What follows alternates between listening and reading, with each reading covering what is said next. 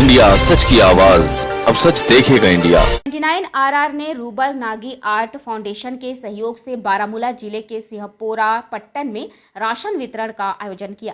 स्थानीय जनता के साथ तालमेल बिठाने के भारतीय सेना के संकल्प के अनुसरण में 29 राष्ट्रीय राइफल्स RR के खानपेट आर्मी कैंप ने रूबल नागी आर्ट फाउंडेशन के साथ मिलकर जरूरतमंदों को राशन वितरण किए। ग्राम बलिहारन और चैनाबल में आवश्यक राशन के पैकेज वितरित किए गए, जिससे लगभग 250 परिवारों को लाभ हुआ। इस कार्यक्रम में रूबल नागी आर्ट फाउंडेशन के संस्थापक रूबल नागी ने भाग लिया। हाजरा बेगम सरपंच बलिहरन और अब्दुल रहमान सरपंच चैनबल भी इस अवसर पर उपस्थित थे। बोल इंडिया न्यूज के लिए जम्मू कश्मीर से आकिब बशीर की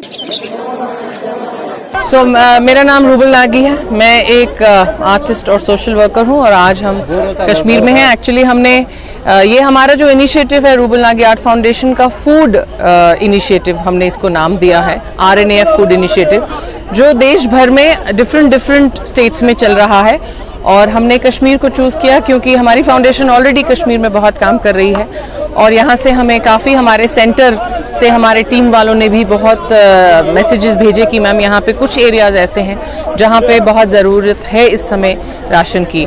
तो हमने डिसाइड किया कि हम कश्मीर में भी काफ़ी एरियाज़ में डिस्ट्रीब्यूशन करेंगे। हमने कल से अपना ड्राइव शुरू किया। कल हमने 5 से 6 जगह पे डिस्ट्रीब्यूशन किए और आज भी हम 7-8 जगह पे जाएंगे।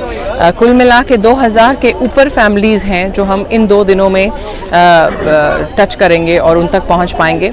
हमारी कोशिश हमेशा यही रहती है कि हम उन लोगों तक पहुंचें जो सही मायने में ज़रूरतमंद हैं, जिनको ज़रूरत है।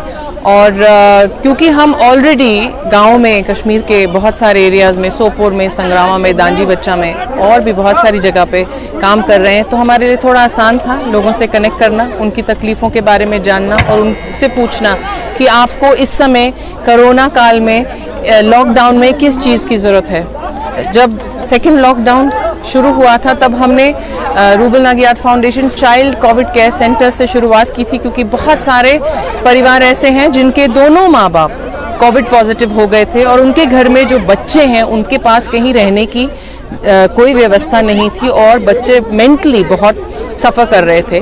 तो जब हमें हमारी टीम ने, जो स्लम्स में काम करती है, जो गांव में काम करती है देश भर में, उन्होंने फीडबैक दिया कि मैम ये सबसे बड़ा जो है इस समय इशू आगे आ रहा है बच्चों का, उसके लिए हम क्या किया जाए। तो हमने हमारी बालवाड़ीज़ को डे केयर सेंटर में कन्वर्ट किया। उसके बाद हमने ये फूड इनिशिएटिव को लॉन्च किया, जो आज हम जिसके लिए कश्मीर में हैं। कल से हमने इसको शुरू किया था। हमारी कोशिश यही है कि हम ज़्यादा से ज़्यादा लोगों तक इस कोविड के टफ टाइम पे पहुंच सके, उनकी मदद कर सके, और ये तभी पॉसिबल होगा जब हम मिल के एक साथ काम करेंगे। मैं हमेशा कहती हूँ together we can, we stand united. हम एक साथ मिलके काम करेंगे, एक साथ अपने लोगों तक पहुंच पाएंगे, तभी उनके बीच रह के ही हम उनकी तकलीफ़ों को जान पाएंगे।